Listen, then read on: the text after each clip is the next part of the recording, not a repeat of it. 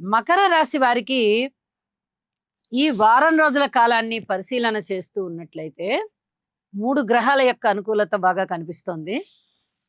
శని గారి యొక్క స్థితి సంచారము తృతీయ స్థానంలో బాగుంది అని చెప్పాలి.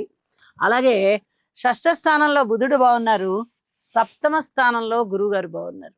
3 గ్రహాల యొక్క ఉనికి కూడా చాలా అద్భుతంగా ఉంటున్న కారణం చేత ఇక్కడ చెప్పదగ్గ సూచన ఏమిటంటే అన్నదమ్ముల యొక్క సహాయ సహకారాలు చాలా చాలా బాగుంటాయి.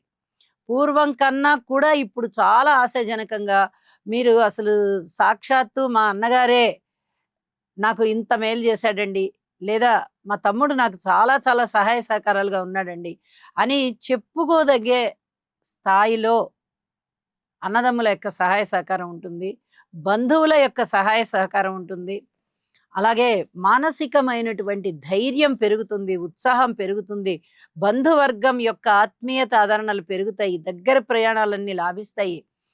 ఎన్ని విధాలుగా మీరు ఆనందించవచ్చు, అన్ని విధాలుగాను చాలా వరకు సంతృప్తి కలిగేటటువంటి విధంగా అన్నదమ్ముల యొక్క సహాయ సహకారాలు, బంధువర్గ సహాయ సహకారాలు ఉంటాయి.